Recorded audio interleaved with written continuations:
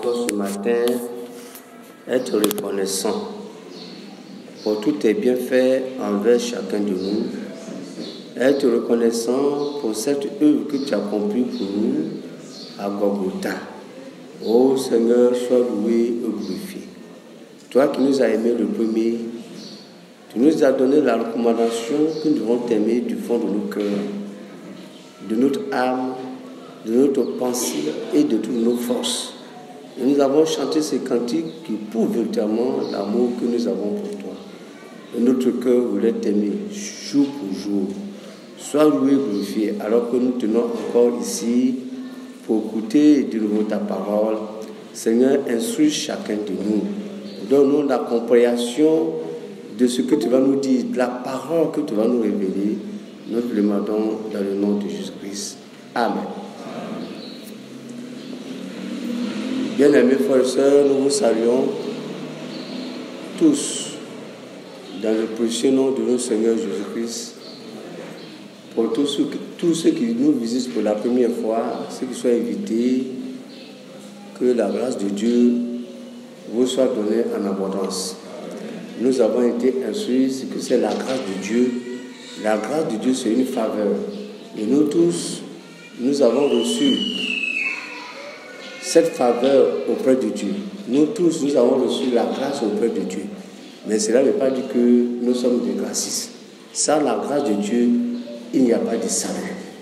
Vous voyez, et nous avons été instruits sur toutes ces choses. Donc ce matin, nous allons prendre 3 termes que je vais jumeler pour que nous puissions nous édifier véritablement. Ce que le frère nous a instruit ce matin. Tout à l'heure, si je pose la question de savoir est-ce que tout le monde a écouté, on lève la main et on dit Amen. Est-ce que tout le monde a écouté ce que le frère a prêché ce matin? Vous voyez, votre Amen n'est pas très profond. Est-ce que ce que nous avons écouté ce matin, tout le monde a écouté? Bien. Si tout le monde a écouté, est-ce que tout le monde a compris? Vous voyez, une chose est d'écouter, une chose est de comprendre. C'est pourquoi notre rôle, c'est de ramener, revenir, insister jusqu'à ce que chacun de nous puisse comprendre la parole. Et si nous comprenons la parole, alors nous pouvons vivre la parole de Dieu. Pour ceux qui étaient là hier, qui ont fait le culte, et ceux qui étaient chez eux, qui ont fait le culte, ils peuvent comprendre le message d'aujourd'hui. Ils peuvent comprendre. Il est question hier, il a commencé un message et il a terminé aujourd'hui. Donc si tu n'as pas écouté hier, c'est difficile pour toi de comprendre le message de ce qu'il a terminé aujourd'hui. C'est pourquoi je vais faire un peu d'économie pour quand même rappeler ce que le frère a parlé, les questions. Le thème principal d'hier et aujourd'hui, ce sont les rediffusions. Il s'agit de quoi? Il s'agit ici d'être saint et être agréable devant Dieu. Et la préoccupation de chacun de nous, quand nous venons ici, c'est de se demander comment je dois faire de telle sorte que je puisse être saint. Comment je dois faire pour que je puisse devenir agréable devant Dieu. Ça, c'est ce que nous préoccupe, pour lequel nous sommes présents ici. Parce que si le bon plaisir de Dieu se trouve en nous, alors Dieu va rendre témoignage à chacun de nous pour que nous puissions aller à l'enlèvement. Enoch a marché avec Dieu. Dieu a rendu témoignage d'Enoch. Le bon plaisir de Dieu était à Enoch et Enoch a été enlevé. Aujourd'hui, ce que nous attendons, bien-aimés frères et sœurs, c'est que le bon plaisir de Dieu soit en nous. Mais comment nous pouvons nous prendre pour que le bon plaisir, pour que la sainteté de Dieu soit en nous? Parce que Dieu lui-même, il est saint. toute personne qui doit s'approcher de lui, il doit être saint. C'est pourquoi le thème qui a été développé hier est important pour nous. Comment nous devons faire pour être saints devant le Seigneur et comment nous devons faire pour être agréables devant Dieu. Et ça, c'est la préoccupation de tous les croyants. C'est pourquoi, quand le serviteur de Dieu a commencé cette prédication, il a mis l'accent particulier sur la foi. La foi qui est la base du christianisme. La foi, sans la foi, bien aimés frères et sœurs, nous ne pourrons pas être agréables devant Dieu. Sans la foi, nul ne peut voir le Seigneur. Et quand vous allez lire dans le livre de Hébreux chapitre 11, vous allez comprendre l'importance de la foi. Que le nom de Dieu soit loué. C'est pourquoi nous devons être attentifs de ce que nous allons parler. Comment je dois faire pour être saint et agréable devant Dieu? C'est le thème qui a été développé hier, que nous allons pencher un peu dessus. Et ensuite, à Zurich, à Krefeld directement, Dieu, le Seigneur, le serviteur de Dieu, nous a parlé directement, vous voyez, de la Pentecôte, de la puissance que nous devons recevoir, que nous devons revêtir. Chacun doit revêtir la puissance d'en haut, le Saint-Esprit. Et nous allons voir un peu cet aspect. Et ensuite, ce qui a été dit le mercredi d'après, c'est que s'il est mort pour moi, je dois vivre pour lui. Aujourd'hui, c'est de manifester la vie de Jésus-Christ. Et le serviteur de Dieu a insisté plusieurs fois. Maintenant, ce qui nous reste à faire, nous avons beaucoup attendu, nous avons beaucoup reçu, c'est de manifester la vie de Dieu en nous. Donc, c'est pourquoi je vais combiner un peu ces trois termes pour permettre à chacun de nous d'être informé, vous voyez, de comprendre comment l'Esprit est en train de nous amener et que ce que le Seigneur est en train de dire dans ce temps que nous vivons. Que Dieu soit loué. Alors, si nous revenons un peu sur le premier terme, être saint et agréable devant le Seigneur. C'est pourquoi, quand vous lisez dans Zacharie, chapitre 4 au verset 6, la parole de Dieu qui a été adressée à Zorobabel, le Seigneur a été clair. Ce n'est pas la puissance ni la force, mais tout s'est fait par l'Esprit de Dieu. Il faut que nous retenions cela et mettre cela en parenthèse pour que vous puissiez comprendre ce qui viendra par la suite. Ce n'est pas ta force, ni la puissance que tu as, mais tout s'est fait par l'Esprit de Dieu. Que le nom de Dieu soit loué. Alors, nous prenons dans le Lévitique, chapitre 9. Commençons d'abord par l'Ancien Testament. En ce qui concerne comment je dois être saint et comment je vais faire pour être agréable devant l'Éternel. Comment je dois faire pour que le bon plaisir de Dieu soit en moi. Est-ce que c'est par la force ou bien c'est pas parce que je suis puissant que toutes ces choses vont se réaliser à moi? Alors la Bible dit que c'est par l'Esprit de Dieu que tout s'y fasse. Amen. Vous voyez, ce n'est pas avec notre force. Alors, dans Lévitique chapitre 9, verset 3, la Bible dit ceci. Tu parleras aux Israélites et tu diras, prenez un bouc comme sacrifice pour le péché, un veau et un agneau âgé d'1 an et sans défaut pour l'Holocauste. Ça, c'est une instruction que le Seigneur a donnée aux Juifs dans la première adoration. Il faut un animal, un agneau sans défaut et sans tache. Ensuite, quand vous lisez dans Lévitique chapitre 23, tout juste à côté, le Seigneur dit ceci, à partir du verset 12, Lévitique chapitre 23, verset 12.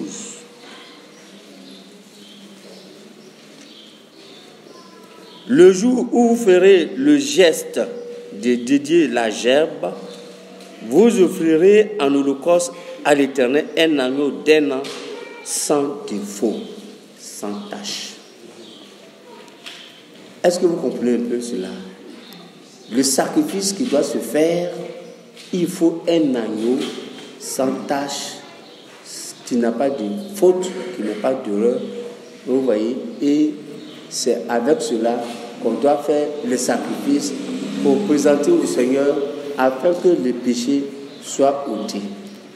C'est pourquoi le serviteur de Dieu nous rappelle toujours l'Ancien Testament, les promesses, les prophéties qui nous ont été données dans l'Ancien Testament trouvent toujours leur accomplissement dans le Nouveau Testament. C'est pourquoi, bien aimés frères et sœurs, par concordance biblique, allons dans Jean chapitre 1. Prenons d'abord 1 Pierre chapitre 1. 1 Pierre chapitre 1. À partir du verset 19. Ici, qu'est-ce que Pierre dit? Mais, écoutez bien, mais par le sang précieux de Christ, comme d'un agneau sans défaut et sans tache. Amen. Vous voyez, dans l'ancienne adoration, pour faire le sacrifice, il faut un agneau sans tache et sans défaut. Alors, nous avons été instruits que le sang des boucs et le sang des agneaux dans l'Ancien Testament ne peuvent jamais ôter le péché. C'est pourquoi le Seigneur est entré dans le monde. Quand vous regardez dans Jean chapitre 1, on va lire beaucoup à partir du verset 29.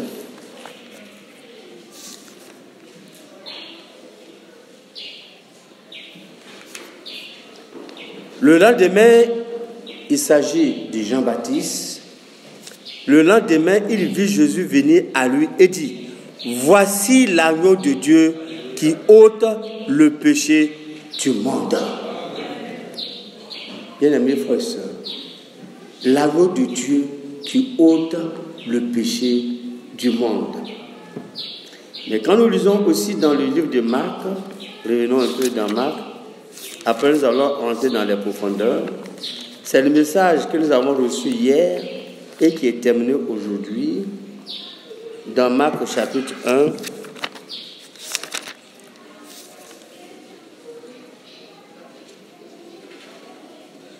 À partir du verset 11.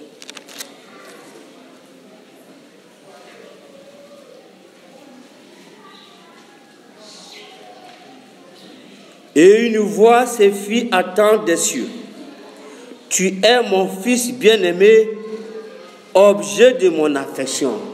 Quand vous allez regarder dans d'autres versions, à qui mon bon plaisir se trouve. Après que le Jésus-Christ fut baptisé, Jean-Baptiste l'a présenté que voici l'agneau de Dieu qui ôte le péché. Cet agneau qui n'a ni de taches, vous voyez, ni de rides, ni d'autres choses semblables, mais un agneau de Dieu pur, saint. Vous voyez, c'est le sang divin de Dieu lui-même, Dieu lui-même qui s'est présenté pour faire le sacrifice. Et c'est en lui que le bon plaisir se trouve. Et que c'est en lui que se trouve la sainteté. Et que c'est en lui, vous voyez, que tout se trouve en tout et en tout. Amen. C'est pourquoi, bien aimés frères et sœurs, pour que nous puissions être saints et agréables devant le Seigneur, celui qui est déjà sanctifié, c'est le Seigneur. Celui qui est saint, c'est le Seigneur. Vous voyez, c'est lui que se trouve le bon plaisir de Dieu. Et quand nous sommes en Jésus-Christ, ce bon plaisir se manifeste également en nous par la foi que nous avons eue à la croix de Golgotha. Parce qu'à Golgotha, le Dieu tout-puissant, le Seigneur Jésus-Christ, vient vient faire l'holocauste, vient faire le sacrifice pour que nous tous, nous soyons sanctifiés en lui, par la foi que nous avons à cette œuvre qui a été accomplie à Golgotha. C'est pourquoi ce n'est pas ta force qui va te rendre saint. Ce n'est pas ta force qui va te rendre agréable devant Dieu, mais cette œuvre qui a été accomplie à Golgotha, si nous croyons et si nous acceptons cela et que nous participons, alors le sang de Jésus-Christ qui a été versé pour nous, vous voyez, ce sang nous purifie, ce sang nous rend saints et comme l'affection de Dieu se trouve en lui, alors nous devenons agréables devant le Seigneur. Sinon, ce n'est pas ta force. Ce n'est pas parce que tu ne fais ceci, tu ne fais pas cela que le bon plaisir doit être, le bon plaisir de Dieu doit être devant toi. C'est parce que tu crois à notre Sauveur Jésus-Christ, c'est en lui que la parole a été adressée devant tout le monde. Celui-ci est mon Fils bien-aimé à qui je trouve mon bon plaisir. Bien-aimés frères et sœurs, cela est très important pour nous. Si nous devons être saints, si nous voulons être agréables devant le Seigneur, bien-aimés, c'est de croire à cette œuvre qui a été accomplie pour nous à la croix du Golgotha. Vous voyez, si vous ne croyez pas à cette œuvre qui a été accomplie à Golgotha, le bon plaisir de Dieu ne sera pas avec vous. Vous ne serez pas saints. C'est pourquoi lui-même, dans l'évangile, il a été clair. Dans Jean 17, verset 17, vous voyez, je me sanctifie. Le Seigneur se sanctifie et il a manifesté cette sanctification à la croix de Golgotha. Je me sanctifie pour eux, pour qu'eux aussi soient sanctifiés par moi, par la parole de vérité. Bien aimés frères et sœurs, vous voyez. Or, dans le temps, nous pensons que la sanctification, c'est la loi que nous devons obéir. Il ne faut pas manger, il ne faut pas boire, alors on se sanctifie. La sanctification vient de notre Sauveur Jésus-Christ. C'est lui l'agneau de Dieu. C'est lui qui n'est ni tache et ni ride, ni autre couleur. C'est lui, le sang du vin qui a été versé pour nous, sans défaut. Bien-aimés frères et sœurs, cela est très important de mentionner pour que nous puissions être agréables, pour que Dieu puisse rendre témoin de nous. Nous devons avoir la foi, croire à cette œuvre qui a été accomplie pour nous à Golgotha. C'est pourquoi nous avons plusieurs fois expliqué et réexpliqué, révélé cette œuvre qui a été accomplie à la croix de Golgotha. Si nous voulons être agréables devant Dieu, je l'ai dit, si nous voulons recevoir tout de Dieu, c'est pourquoi le Seigneur l'a dit, tout est accompli à la croix. Si vous ne croyez pas à Golgotha, que le Seigneur est venu, Dieu en Christ Jésus est venu se réconcilier avec nous. Ce jour-là à Golgotha, il est mort pour nous. Il a donné son sang. Vous voyez, il a vaincu le diable. Et ce sang qu'il a versé est répandu sur chacun de nous. Et ce jour-là, le Seigneur nous a donné pendant la Pentecôte le sang qui est le signe que le Saint-Esprit est répandu sur chacun de nous, parce que déjà Joël l'a annoncé que au dernier jour je répandrai mon esprit sur toute chair. Toute chair, ce n'est pas le monde entier, mais toute chair qui accepte l'œuvre de Golgotha. C'est à Golgotha qu'il nous a donné la position de fils de Dieu. Vous voyez, bien aimés frères et sœurs, cela est très important de mentionner. C'est pourquoi le message que nous avons reçu tout à l'heure, il faut comprendre ce qui a été dit hier pour que tu puisses comprendre ce qui est dit aujourd'hui. Ce qui a été dit, comme je le mentionne encore, il s'agit simplement, vous voyez, d'être saint et être agréable devant le Seigneur. Si nous ne sommes pas saints et être agréables devant le Seigneur, l'enlèvement passera derrière nous. Parce que Enoch, avant d'aller à l'enlèvement, il a marché avec le Seigneur dans la foi, dans l'obéissance, et le Seigneur, le bon plaisir de Dieu était en lui et Dieu lui a rendu témoignage. C'est vrai que tout à l'heure, nous avons rendu beaucoup de témoignages, le Seigneur a fait ça, le Seigneur a fait ça. Mais c'est vrai, le Seigneur a fait ça pour toi. Mais il faut que Dieu lui-même rend témoin de toi que tu es fils de Dieu. Et cela au travers, vous voyez bien aimés frères et sœurs, de cette œuvre qui a été accomplie à Golgotha. Amen. Bien. Nous allons revenir dans le même esprit en ce qui concerne la promesse qui nous a été donnée.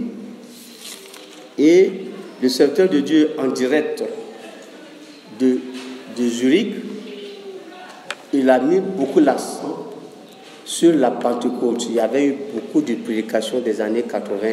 Il a parlé de Pentecôte 1, Pentecôte 2, Pentecôte 3. Nous n'avons pas eu l'occasion de revenir sur ces aspects, mais à Zurich, en live, il nous a rappelé un peu cet événement important du plan du salut. Dans le plan du salut, vous voyez, la promesse la plus grande que le Seigneur nous a donnée, c'est la réception du Saint-Esprit. Bien-aimés frères et sœurs, avant que nous abordons cet aspect, ce grand événement historique du plan du salut, quand vous regardez dans l'Ancien Testament, revenons un peu dans l'Ancien Testament, et puis nous allons faire un peu un sauter sur le Nouveau Testament. Regardez, dans l'Ancien Testament, Genèse chapitre 2, verset 7. L'Éternel Dieu forma l'homme de la poussière du sol. Il insuffla dans ses narines un souffle vital et l'homme devient un être vivant. Amen. Dans la création, quand Dieu a créé Adam et Ève, Adam, parce que Ève était en lui, puisque dans Genèse chapitre 1, verset 26 au verset 27, qui a l'homme à notre image, il y a homme et femme. Mais l'être qui est vis-à-vis, c'était Adam. Et il a insufflé, il a donné le souffle de vie à Adam pour que Adam puisse devenir, vous voyez, un être vivant. Maintenant, bien aimés frères et sœurs, quand nous regardons Luc 24, Luc 24, dans le livre de Luc 24, regardez un peu ce qui s'est passé. À partir du verset 49.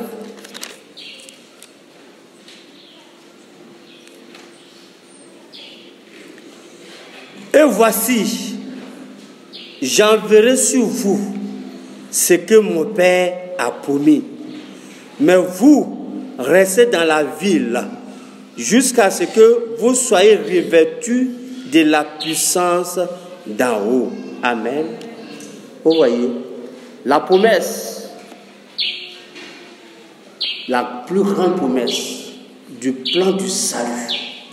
Non seulement le Seigneur, il a accompli cette œuvre à Golgotha, mais il ne nous a pas laissés orphelins.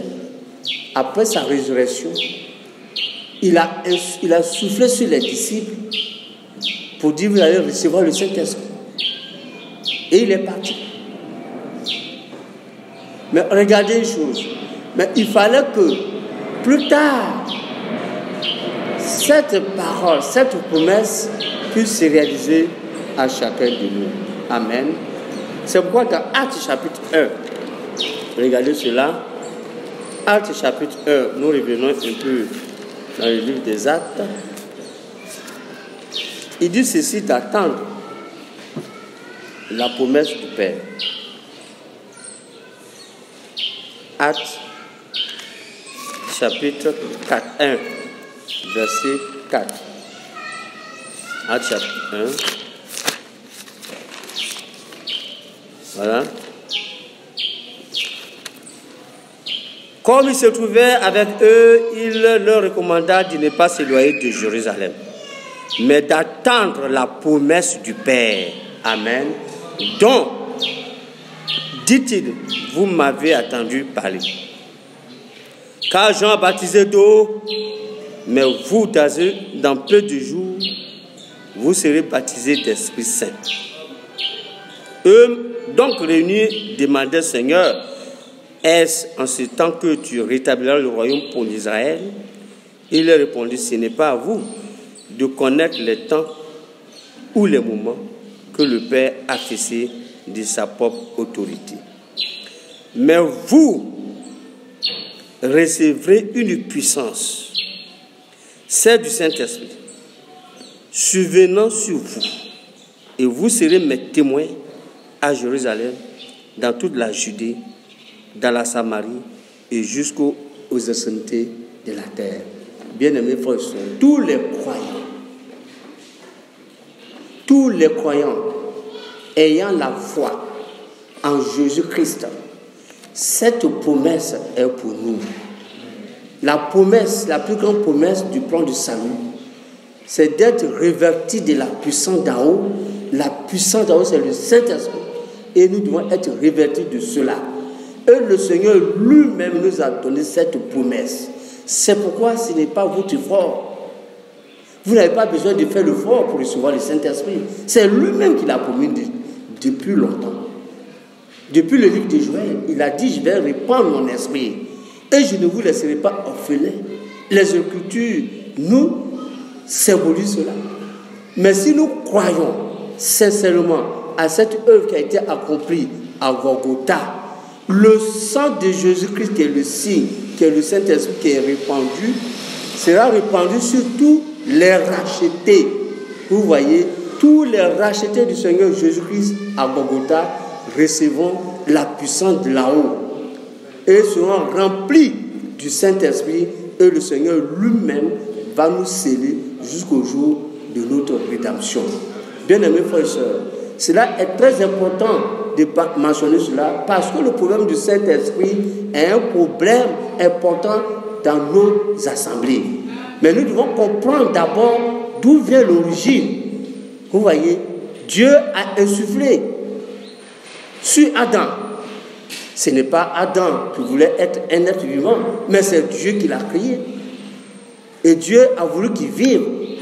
Vous voyez, le Seigneur lui-même, il est venu faire le sacrifice pour nous. Ce n'est pas vous qui avez demandé que le Seigneur vienne faire le sacrifice pour vous, mais depuis Genèse, il a déjà déballé son plan du salut pour nous. C'est lui qui nous a aimés le premier, ce n'est pas toi qui as aimé le premier, le Seigneur. Vous voyez, c'est pourquoi tout ce qui se fait, tout ce que le Seigneur a dit par sa parole, il accomplit selon lui son plan divin. Et toi et moi, nous devons être insérés. C'est le Saint-Esprit qui va nous insérer dans le plan du salut. Puisque le salut a été donné aux Juifs, nous qui sommes la nation. C'est pourquoi à Abraham, vous voyez, à Abraham, tout le monde est béni. Même les Juifs et les nations sont bénis à Abraham. Déjà, Dieu a ouvert le chemin, vous voyez, du plan du salut, et il nous a insérés dans son programme. C'est pourquoi, bien aimés frères et sœurs, ce que le Seigneur nous demande, c'est de croire et d'accepter la promesse du Père pour que nous soyons remplis, revêtus de la puissance d'en haut pour que nous puissions marcher en nouveauté d'esprit. Regardez un peu en ce qui concerne les livres de Luc 1. Dans le livre de Luc 1, qu'est-ce qui s'est passé ici lors de la naissance du Seigneur lui-même? Verset 35. Luc 1, verset 35. L'ange lui dit, le Saint-Esprit viendra sur toi et la puissance du Très-Haut te couvrira de son ombre. C'est pourquoi le Saint-Enfant qui naîtra sera appelé Fils de Dieu. Ça, c'est le plan du salut.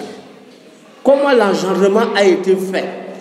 C'est Dieu lui-même qui a décidé de venir dans ce monde, d'entrer par la même voie. Nous avons déjà vu, Satan a rusé, Satan est rentré par cette même voie pour pouvoir entrer dans la race humaine. Le Seigneur Dieu lui-même est passé par la même voie pour entrer dans la race humaine, mais cette fois-ci, ce ne sont pas, vous voyez, ce que nous avons vu au Jardin d'Éden, mais c'est Dieu lui-même par la puissance, comme l'Esprit a dit, c'est l'Esprit de Dieu, il a dit à Zacharie, c'est l'Esprit de Dieu qui fait toutes choses. Et lorsque Marie se posait la question, comment cela va se faire, l'ange a dit, reste tranquille. Accepte seulement la semence de Dieu et tu seras, vous voyez, réverti de la puissance d'en haut. C'est pourquoi le Saint-Enfant, parce que cet enfant ne connaît pas ce que c'est le péché. C'est Dieu lui-même qui est descendu, l'agneau, sans tache ni ride, qui est venu, et cet enfant sera appelé Fils de Dieu. C'est le même engendrement, bien-aimés frères et sœurs, que Dieu nous a accordé par grâce. Ayant reçu la parole divine, vous voyez comme on marie, comment ça va se faire? Mais nous devons accepter la parole divine, c'est seulement qui sera déposée en nous pour que nous puissions naître de nouveau, que nous puissions être engendrés par la parole et nous serons appelés fils de Dieu. Et tout cela, c'est à Golgotha, le Seigneur nous a donné, vous voyez, cette position. Que le nom de Dieu soit loué. Bien-aimés frères et sœurs, nous lisons encore dans le livre de 1 Corinthiens chapitre 12. Dans le livre de 1 Corinthiens chapitre 12, la Bible nous dit ici, à partir du verset 4.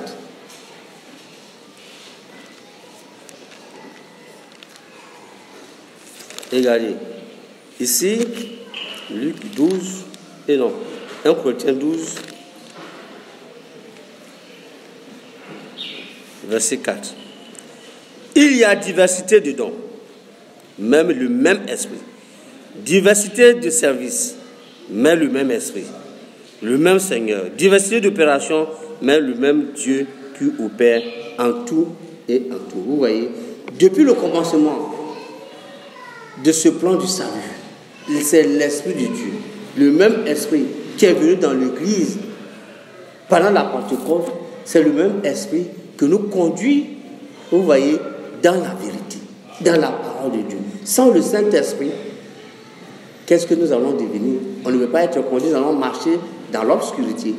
C'est pourquoi cet ange qui nous a été donné dans Genèse, dans l'Ancien Testament,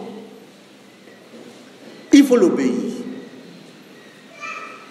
Quand le Seigneur parlait aux Juifs, il dit, nous pouvons lire dans Exode, si je n'ai pas, c'est dans les livres d'Exode,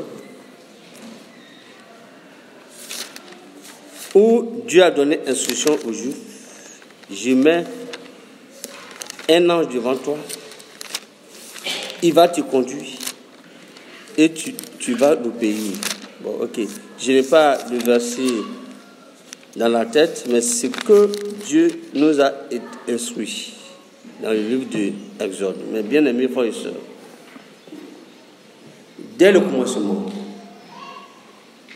du plan du salut, après Golgotha, le Seigneur nous a baptisés du Saint-Esprit. C'est lui-même qui l'a dit dans sa bouche et c'est lui-même qui le fait. Ce que nous devons faire, c'est de croire à cette œuvre. Parce qu'il a dit, je vais déverser sur son esprit sur toute chair. Seul, je le répète encore, ceux qui ont accepté, nous qui avons accepté cette œuvre qui a été appropriée à Golgotha, c'est là-bas que nous sommes sanctifiés par le sang de Jésus-Christ. C'est là-bas que nous sommes purifiés par le sang de Jésus-Christ. Vous voyez, c'est la même chose, sanctifiés, purifiés par le sang de Jésus-Christ. C'est là-bas que Dieu nous a mis à part en tant qu'un peuple élu pour que nous puissions annoncer la vie de Dieu en nous. C'est là-bas que le Seigneur a mis son bon plaisir en nous. C'est là-bas, à Golgotha, que nous avons reçu la position du Fils de Dieu. Bien-aimés frères et sœurs, c'est important pour nous. C'est pourquoi le Seigneur, dans 1 Corinthiens 12, nous a donné les dons que le serviteur de Dieu nous a rappelés, les dons de l'Esprit. Et quand vous allez lire tous les chapitres de 1 Corinthiens 12, ça, ce sont les dons que Dieu donne à l'Église. Et tout enfant de Dieu doit aspirer les 9 dons que Dieu a donnés à l'Église. Et de même, Quand nous lisons dans le livre de Galates, chapitre 5, à partir du verset 22, vous voyez les 9 dons concernant l'esprit, concernant le fruit de l'esprit. Tout enfant de Dieu doit posséder cela. C'est gratuit. Tu n'as pas d'effort à faire. Que Dieu soit loué.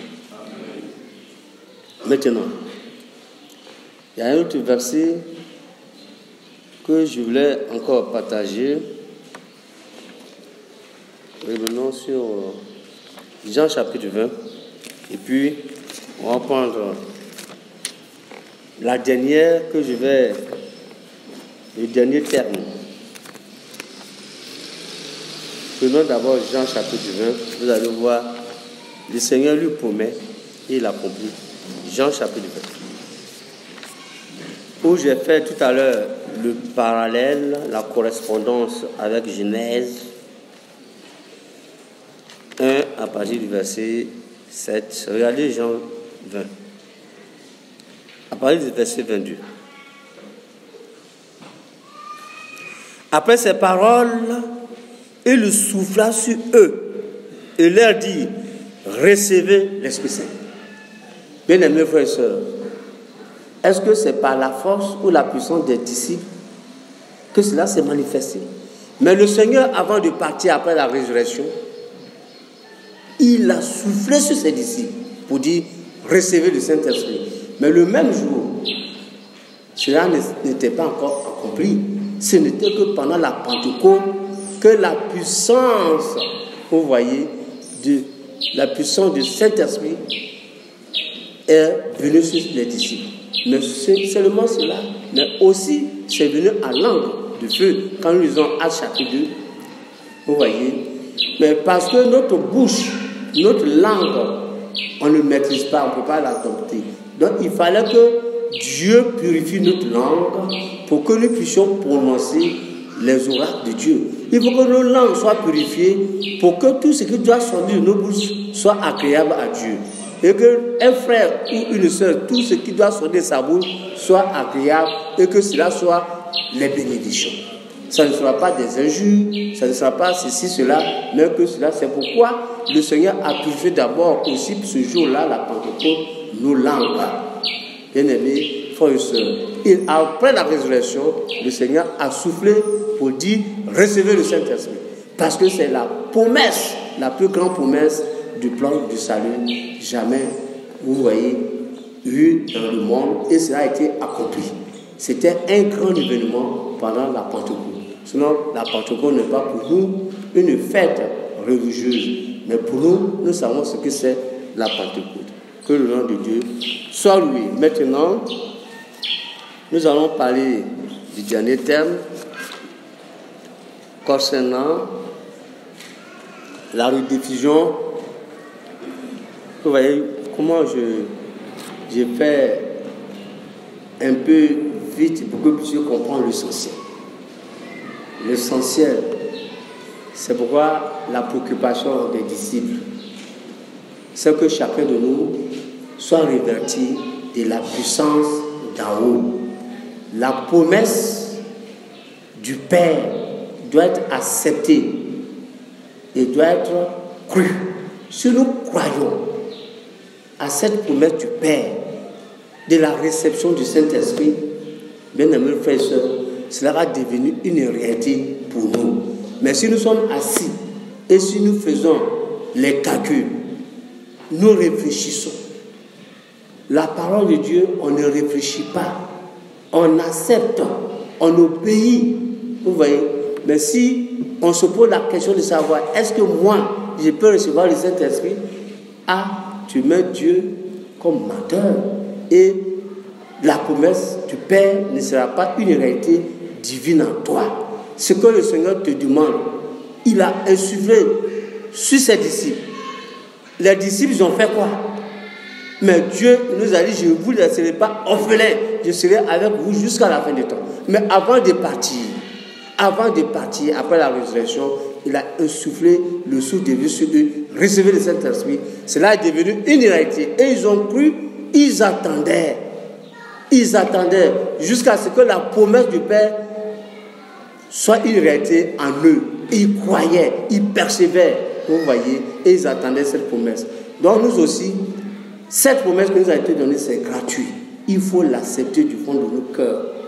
Il n'y a pas autre manière pour recevoir la promesse du Père. C'est de croire à cette promesse et d'accepter du fond du cœur. C'est ça la foi est très important pour nous. Sans la foi, nous ne pouvons pas recevoir les promesses du Père. Sans la foi, nous ne pouvons pas accepter la promesse du Père. C'est pourquoi lorsque le Saint-Esprit est répandu sur nous, quand nous lisons dans les livres de Romains, chapitre 5, regardez un peu, nous allons aborder l'autre aspect. Il est mort pour nous tous, afin que ceux qui vivent ne vivent plus pour eux-mêmes.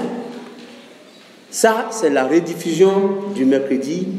Vous voyez, lorsque cette œuvre a été accomplie à Golgotha, le Seigneur a répandu son esprit sur chacun de nous. Nous avons reçu la puissance d'en haut, mais maintenant, comme il est mort pour nous, nous qui sommes vivants, nous devons vivre pour celui qui est mort et pour nous. C'est à ce moment-là, nous allons nous poser la question, c'est quelle vie que le Seigneur nous a donnée pour que nous puissions mener cette vie, pour que nous puissions vivre. Il nous a donné la vie éternelle, n'est-ce pas? Et il a mis en nous sa propre vie pour que nous puissions vivre cela. C'est pourquoi tout à l'heure, vous voyez dans les conclusions, le serviteur de Dieu, il a jeté un coup d'œil. Il a mis en nous le vouloir et puis le faire. Il a mis le vouloir pour que nous puissions effectivement avoir la volonté de manifester la vie de Dieu. Mais tout cela, c'est fait par l'Esprit de Dieu. Bien aimés frères et sœurs. C'est pourquoi, si nous sommes ici, c'est que nous voulons aller tous à l'enlèvement. Mais ce qui va nous faire, vous voyez, pour que nous puissions aller à l'enlèvement, c'est le Saint-Esprit que le Seigneur nous a donné et ensuite il va nous sceller. Mais maintenant, ce que Dieu te demande, c'est que la vie qu'il a mis en toi, il faut manifester cela. Il est mort pour que nous puissions vivre pour lui. Maintenant, comme Paul a dit, ce n'est plus moi qui vis. Je vis pour celui qui est mort. Regardez un peu quand nous voulons prendre dans le naturel. Vous allez ensemble dans un village, vous êtes au nombre de 5. Vous êtes au nombre de 5. Vous arrivez dans un village. Et on dit parmi vous, là, on va tuer un. Qui va se décider de se faire tuer pour les autres? On va tuer un pour que les autres là puissent vivre. Bien aimés frères et sœurs, c'est une décision terrible. Personne ne veut mourir pour l'autre. Même ta femme est malade, ton enfant est malade. Tu ne veux pas dire, mon petit, comme moi j'ai vécu pendant 60 ans, laisse-moi prendre ta mort. Mais lui, il est venu et il a dit dans Jean 10, je suis venu mourir pour mes brebis. Mais maintenant, comme il est mort pour nous les brebis, qu'est-ce que nous devons faire? C'est grâce à lui que nous avons reçu la vie. Maintenant, si je vis, je ne vis plus pour moi-même, mais je vis pour celui qui est mort et ressuscité. Amen. Vous voyez un peu le mécanisme, la profondeur des Écritures. On ne peut pas dire à un frère, tu vis mal. Mais il faut que le frère ait conscience qu'il y a une pensée. C'est pourquoi tu dois aimer le Seigneur qui est mort à ma place. Je lui ai donné la procuration au départ. On donne procuration aux animaux pour que les animaux meurent à notre place. Mais aujourd'hui, c'est le sang divin, c'est Dieu lui-même qui est venu mourir pour que je puisse avoir la vie. Il s'est rendu pauvre pour que je puisse devenir riche. Tout à l'heure, le serviteur de Dieu nous a rappelé. Il s'est appauvri, il est devenu pauvre pour que je puisse devenir riche. C'est comme un père. Il a son héritage, il préfère instruire ses enfants et que lui-même devient pauvre. À quoi sert que le père il a tout, il a construit les étages et puis ses enfants ne sont pas instruits.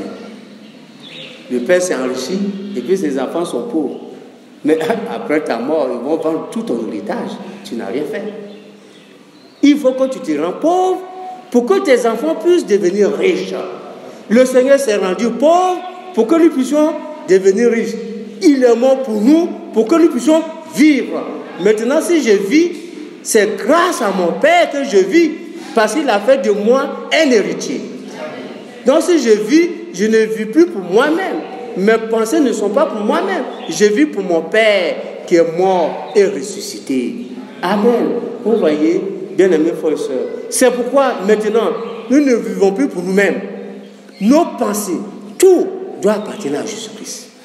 Nous l'appartenons en main propre. Mon programme, ce n'est pas mon programme. Est-ce que quand on s'est mis, on vit pour Jésus? Est-ce que mon programme, c'est le programme de Dieu? Est-ce que mon travail, c'est le travail de Dieu? C'est pourquoi il nous a dit d'aimer le Seigneur de toute notre pensée. Parce que tu ne t'appartiens plus à toi-même. Dans ta pensée, tu dois aimer Dieu. Dans ton âme, tu dois aimer Dieu. Dans ton esprit, tu dois aimer Dieu. Ah, il te reste quoi encore? Tu n'as plus rien. Bien-aimés frères et sœurs. C'est pourquoi il nous a donné, vous voyez, le Saint-Esprit. Et quand nous avons lu, tout à l'heure j'ai annoncé Romains chapitre 5, verset 5, regardez, « Oh, l'espérance ne trompe pas, parce que l'amour de Dieu est répandu dans nos cœurs par le Saint-Esprit qui nous a été donné. » Amen. Maintenant, lisons 2 Corinthiens 5. Dans le livre de 2 Corinthiens 5, où est sorti ce merveilleux message, il est mort pour nous tous, afin que ceux qui vivent ne vivent plus pour eux-mêmes. Ça, c'est la réalité divine. 2 Corinthiens chapitre 5. Et regardez bien, mes frères. À partir du verset 14. Car l'amour du Christ nous presse. Car l'amour du Christ nous presse. C'est pourquoi nous avons vu la fois dernière l'amour que nous devons manifester à notre Dieu. Nous devons aimer Dieu du fond de nos cœurs. Nous devons aimer Dieu de notre âme. Nous devons aimer Dieu dans nos pensées. Vous voyez? Et dans notre esprit. Nous devons aimer Dieu tout en tout. Bien-aimés frères et sœurs. L'amour de Dieu qui est en moi me presse. C'est ce que la Bible dit. Nous qui avons discerné ceci, Dieu nous a donné le discernement. Il nous a donné un esprit pour que nous puissions comprendre le plan divin. Nous qui savons que c'est à Golgotha que le Seigneur est venu se réconcilier. C'est à Golgotha qu'il a tout fait pour nous. À Golgotha, il a compris. Nous, on discerne ça, on comprend ça, on connaît. Nous qui connaissons ça, vous voyez, un seul est mort pour tous. Donc tous sont morts. Il est mort pour nous afin que les vivants ne vivent plus pour eux-mêmes, mais pour celui qui est mort et ressuscité pour eux. Amen. Ma vie ne m'appartient plus, frères et sœurs. Ta vie ne t'appartient plus. Nous savons tous, nous qui avons le discernement, nous qui avons compris, le Saint-Esprit nous a révélé que lui, il est mort à notre place. Maintenant, nous qui sommes vivants, nous ne vivons plus pour nous-mêmes, mais nous devons vivre pour Christ. C'est-à-dire que ma vie ne m'appartient pas, ma pensée ne m'appartient pas, tous mes gestes ne m'appartiennent pas, mes bras, mes mains ne m'appartiennent pas. Tout ce que je dois poser comme acte, je dois lui demander. Est-ce que cela est agréable pour toi? Est-ce que cela est bon? Bien-aimés frères et sœurs, c'est important pour nous. Nous ne devons plus vivre pour nous-mêmes. C'est pourquoi Paul dit ceci. Je vais sauter dans Galates.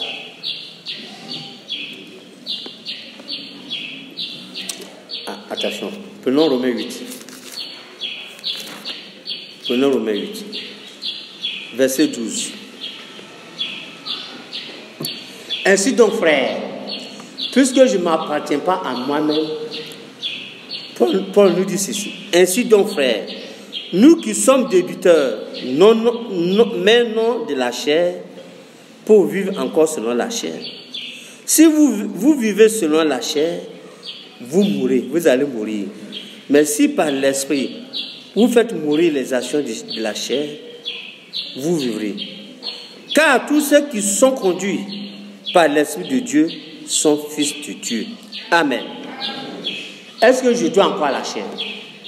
Je ne le dois plus. Puisque à Golgotha, le Seigneur a payé le prix. Je ne lui donne rien. Il n'y a pas quelqu'un qui va me demander plus d'ici. Mon Père a tout payé. La chair a été crucifiée. La liste de tout ce qui me condamnait, mon Père a tout payé. Donc je ne vis plus selon la chair. Je n'ai plus la pensée de la chair. Souvent, la chair domine chacun de nous et puis on agit selon la chair. Non, nous devons voir tout nos pensées être conduites par le Saint-Esprit. Et le Saint-Esprit va te révéler ce que tu dois faire parce que tu ne t'appartiens plus à toi-même. Et tous ceux qui sont conduits ainsi, la Bible dit qu'ils sont fils de Dieu. C'est le Saint-Esprit qui est en nous, qui démontre que nous sommes fils de Dieu.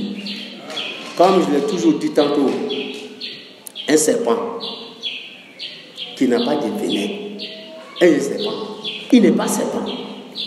Un fils de Dieu qui n'a pas la vue de Dieu, la vie propre de Dieu, il n'est pas Dieu, il n'est pas enfant de Dieu.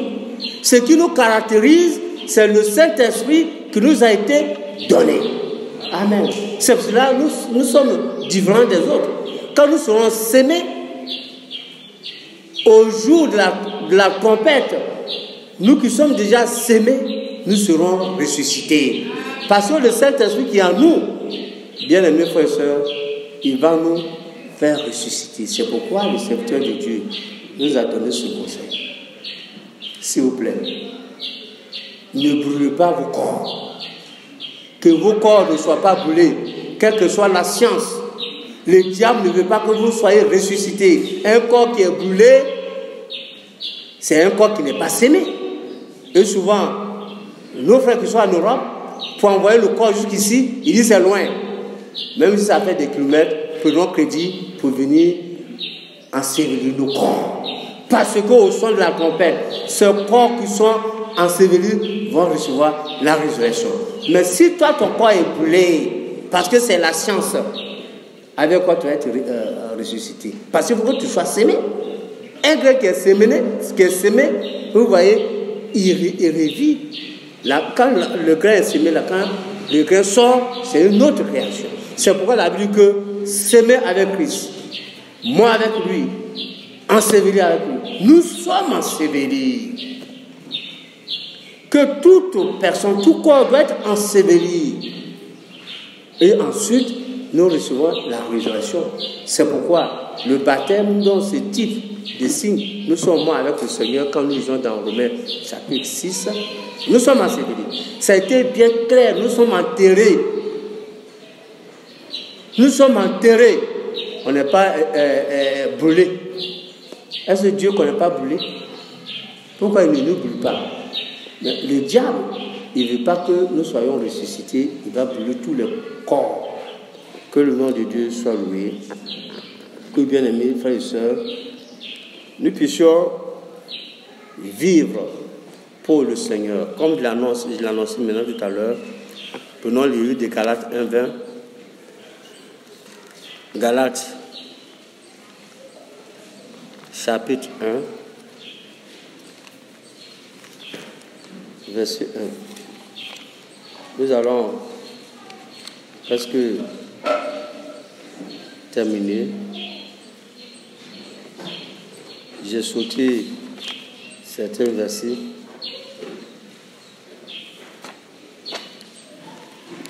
Galates, chapitre 1.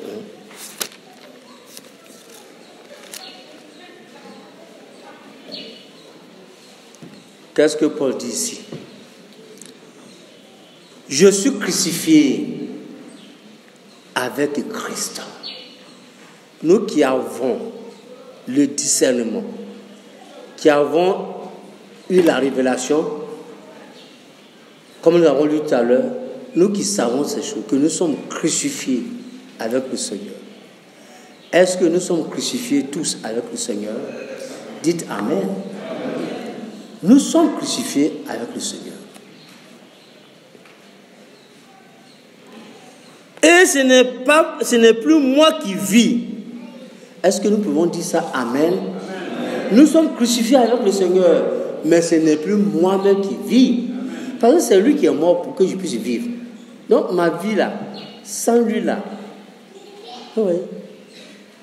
On a dit on n'a qu'à tuer 5 personnes, 5 personnes, on est arrivé au village, on dit on n'a qu'à tuer un. Et puis c'est Bouka par la résolution de mourir. Je meurs pour vous. Quand vous allez à la maison là même, avant de quitter la maison, vous allez commencer à pleurer jusqu'à dire hey, Seigneur, merci, oh, c'est pas moi qui suis mort. C'est Bouka qui a fait le sacrifice. Mais si maintenant tu vis là, qui a fait que tu vis? C'est pas Bouka. Sans Bouka là, vous tous, vous allez passer au couteau. Sans Bouka, vous tous vous allez passer au couteau. Vous voyez?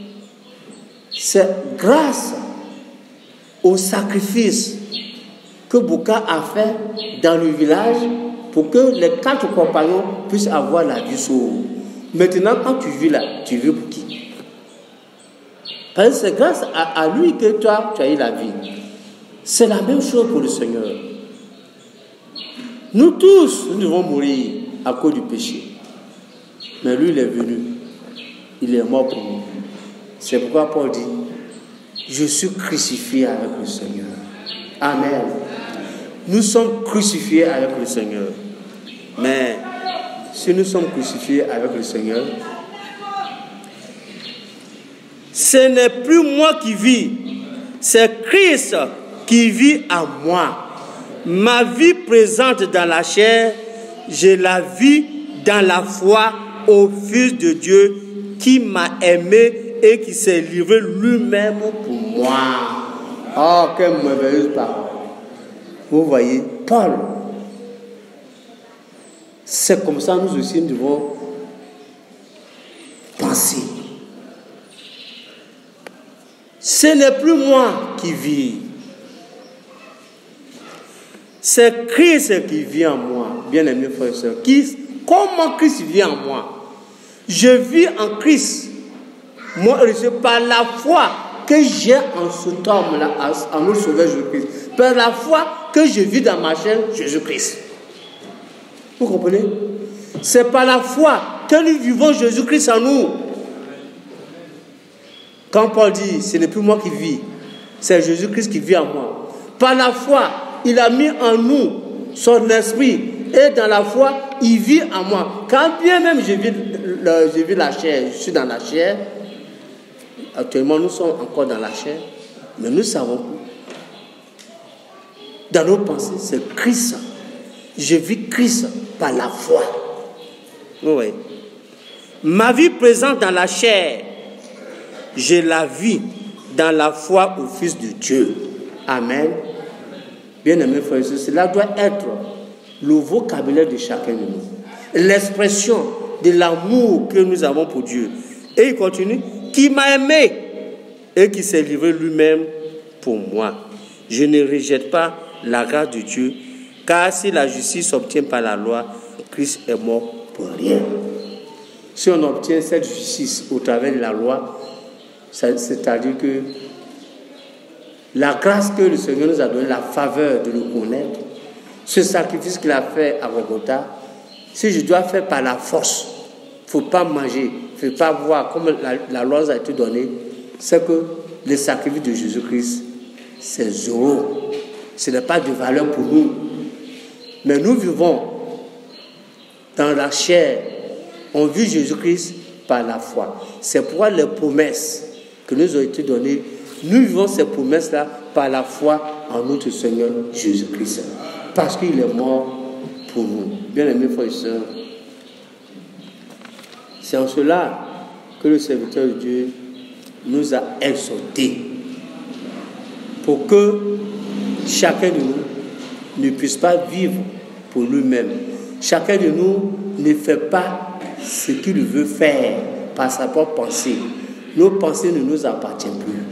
C'est pourquoi il a été écrit, je n'ai pas lu, ayez la pensée qui est en Christ. Quelle est la pensée qui est en Christ? Lui-même, il s'est abaissé, quand vous lisez dans le livre de Philippiens, il s'est abaissé, il s'est humilié et il a pris, vous voyez, le corps de l'homme, semblable à l'homme. C'est cette pensée que nous devons avoir. Personne ne peut s'élever contre quelqu'un ici. Il n'y a pas un chef. Nous tous, nous sommes passés à Golgotha. Il n'y a pas quelqu'un qui est commandant de quelqu'un d'autre. Nous sommes tous enseignés par le Saint-Esprit. Le même Saint-Esprit va conduire chacun de nous. Et le Saint-Esprit enseigne chacun de nous. Parce que c'est lui qui est mort. Boka n'est pas mort pour vous. Les anciens qui sont ici ne sont pas morts pour vous. C'est le Seigneur Jésus-Christ. Et nous vivons pour lui. On ne vit pas pour un frère, on ne vit pas pour une sœur. Mais nous vivons pour le Seigneur Jésus-Christ. Et c'est lui qui nous conduit. Il nous a donné son esprit pour nous révéler nos faiblesses et que nous gémissons, nous soupirons et il nous a fait la promesse. Quelqu'un ne vient pas au secours de nous. Il dit, moi-même le Seigneur, je viendrai au secours de vos faiblesses.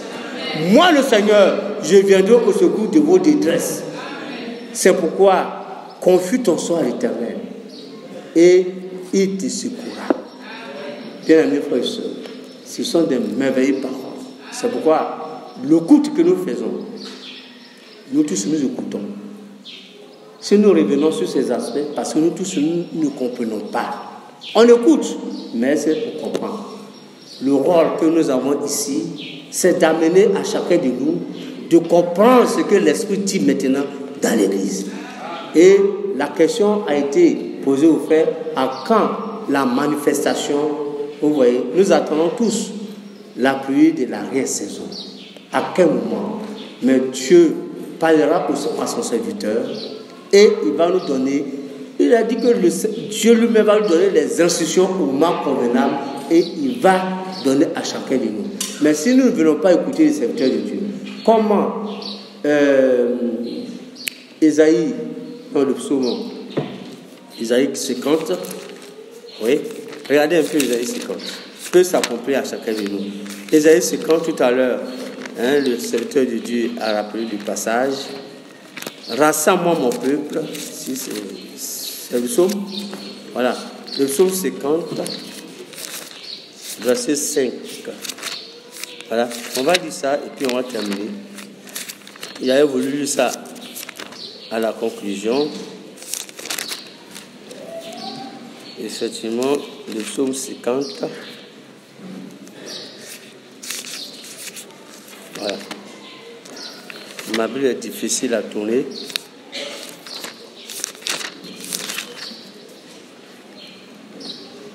Il dit ceci, verset 5.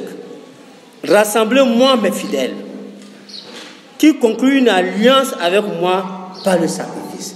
Vous voyez, si nous tous nous sommes rassemblés ici, parce que nous avons conclu une alliance avec le Seigneur à Golgotha. Vous voyez, quand on conclut une alliance, c'est la présence de deux personnes. Et c'est par la foi, nous sommes tous à Golgotha et nous avons conclu l'alliance par le sang. Pour votre information, l'alliance que nous avons conclue dans le naturel, chaque peuple conclut une alliance avec l'autre peuple parce que tous ils font par là. Tous ils font par là.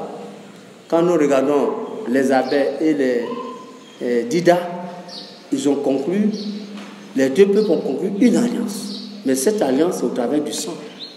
Les deux parties étaient présentes. Mais si toi tu ne viens pas à Golgotha, comment tu peux conclure une alliance avec le Seigneur? L'appel a été donné à tous ceux qui ont conclu une alliance avec le Seigneur d'être rassemblés parce que le Seigneur va nous parler. Si aujourd'hui nous parlons la dernière action du Saint-Esprit, si on ne se rassemble pas autour de la parole de Dieu, comment Dieu peut donner les instructions de ce qui est en train de se faire aujourd'hui dans notre génération? Vous voyez, l'enlèvement peut passer en dehors de nous. C'est pourquoi nous vous exhortons d'être toujours rassemblés et écouter ce que Dieu nous dit dans ce temps-là. C'est important, les instructions claires. Mais si nous négligeons, vous voyez, la dernière action que Dieu, le Saint-Esprit a en train de faire, la dernière action, c'est quoi? Aujourd'hui, la première des dernières actions, il y en a beaucoup, il est de rassembler. Aujourd'hui, le serviteur de Dieu peut voyager par l'Internet. Tout le monde est rassemblé et écoute ce que l'Esprit dit. Par l'Internet. Ça, c'est un autre canal que le Seigneur a permis pour que nous puissions recevoir les instructions et que tout le monde soit rassemblé pour recevoir les instructions. Écoutons ce que l'Esprit nous dit à l'Église. Écoutons, bien-aimés frères et sœurs, le temps est vraiment terminé. C'est comme on dit, on est dans les prolongations de Dieu. Tu ne sais pas quand la grâce va prendre fin. Si tu tardes encore, c'est pourquoi l'appel a été lancé pour ceux qui ne sont pas encore donnés au Seigneur, qui n'ont pas conclu l'alliance. Parce que quand tu conclus l'alliance, tu confirmes cela par le baptême d'eau. Le baptême au nom du Seigneur Jésus-Christ.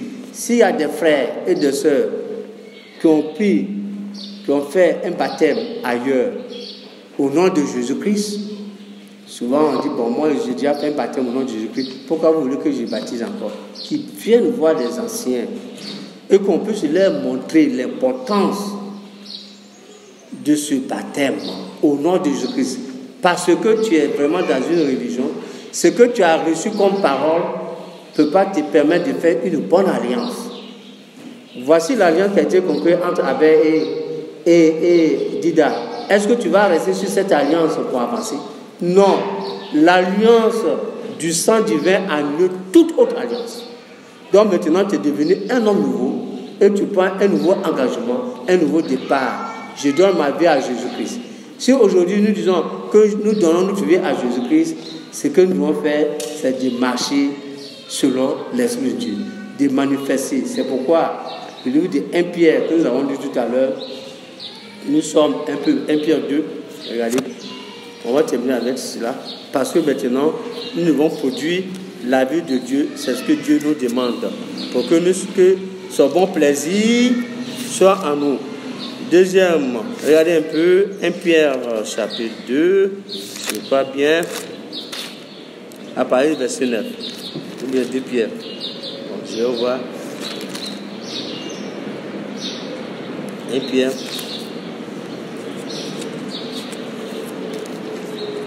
On pense là.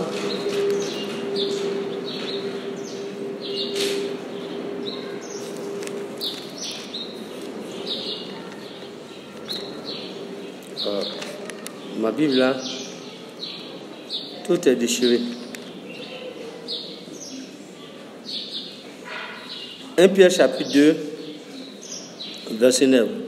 Vous, par contre, vous êtes une race élue, un sacerdoce royal, une nation sainte, un peuple racheté, afin d'annoncer les vertus, la vie de celui qui vous a appelé des ténèbres à son admirable lumière. Vous qui autrefois n'étiez pas un peu, et qui maintenant vous êtes le peuple de Dieu. Amen. Maintenant, il est mort pour nous. Nous devons vivre, annoncer la vie de Dieu dans notre vie, dans notre comportement, dans nos pensées, dans notre manière de parler, dans notre manière d'agir. Il a répandu en nous l'amour qui est la vie propre de Dieu. C'est cette vie-là que chacun de nous doit annoncer, doit vivre, parce qu'il nous a rachetés à un grand prix. Que Dieu soit loué pour ses bienfaits, pour cette œuvre qu'il a accomplie pour chacun de nous à Golgotha. Croyez, cette œuvre du Golgotha, c'est le départ du christianisme, le sacrifice qui a été fait pour que moi, je puisse vivre. Il est mort pour moi. Maintenant, je ne m'appartiens plus. Mes mains ne m'appartiennent plus. Ma pensée ne m'appartient plus. Mes gestes ne m'appartiennent plus. Tout ce qui m'appartient, c'est le Seigneur. C'est pourquoi, dans le livre de Colossiens, nous avons lu tout à l'heure, tout ce que vous devez faire en pensée, en parole, faites tout au nom de notre Seigneur Jésus-Christ. Amen. Nous allons incliner la tête. Père céleste, c'est une grâce pour nous de te connaître, toi le seul vrai Dieu et la vie éternelle. Oh mon Dieu, comment je devrais faire, qu'est-ce que je dois faire pour que je puisse être saint et agréable devant toi. Tu nous as révélé cela, que cette œuvre qui a été accomplie à Golgotha, que je puisse croire, parce que c'est en toi que le bon plaisir de Dieu se trouve. Oh, toi, tu es mon fils bien-aimé, à qui j'ai mis tout mon amour. Oh Dieu, que ce bon plaisir de Dieu se trouve à chacun de nous, nous tous qui avons accepté cette œuvre de Golgotha. Oh mon Dieu, sois loué, glorifié. Et que le sang de l'agneau qui est versé pour nous, qui est répandu sur chacun de nous en tant que Saint-Esprit, Seigneur, que chacun de nous puisse recevoir cela. Parce qu'avant de partir, tu as insufflé le sceau de vie en disant, recevez tous le Saint-Esprit. C'est la promesse la plus grande du plan du salut. Seigneur, que chacun de nous, ici présents, qui avons accepté cette œuvre de rédemption, Seigneur, que nous soyons tous revêtus du Saint-Esprit. Oh Dieu, remplis du Saint-Esprit. Oh Seigneur, et que Père, tu cèdes chacun de nous jusqu'au jour de notre rédemption. Bon, pour l'heure, nous vivons sur terre, mais tu nous as dit que nous ne vivons plus pour nous-mêmes, mais nous devons vivre pour toi. Oh Dieu, que nous ayons cette pensée, cette conscience, pour que chacun de nous puisse vivre pour toi, crucifié avec toi. Comme Paul le dit, ce n'est plus moi qui vis. Dans ma chair, je vis la vie de Dieu par la foi. Que chacun de nous, oh Seigneur, tu puisses agrandir la foi. Tu nous as donné la foi à nous qui sommes rachetés. Mais Seigneur, que cette foi grandisse à chacun de nous. Et que nous soyons fermes. Et le bon combat que nous devons mener, c'est de garder la foi jusqu'au bout. Et ton bon plaisir sera en nous comme ton bon plaisir est sur Enoch, était sur Enoch. Et tu as rendu témoignage. Rends témoignage à chacun de nous selon la foi que nous avons en toi. Sois loué, glorifié. Merci pour ces paroles. Oh Dieu, inscris ces paroles dans le cœur de chacun de nous. Tu nous l'as promis que tu dois inscrire ces paroles dans nos cœurs. Que ta parole soit accomplie à chacun de nous et que ce que nous avons reçu, tout ce que nous recevons dans cette assemblée, que nous puissions garder cela. Et tu nous as donné la promesse pour dire que c'est le Saint-Esprit qui va garder ce dépôt en vous. Que cela soit ainsi pour chacun de nous. Nous te demandons dans le précieux nom de notre Seigneur Jésus-Christ. Amen.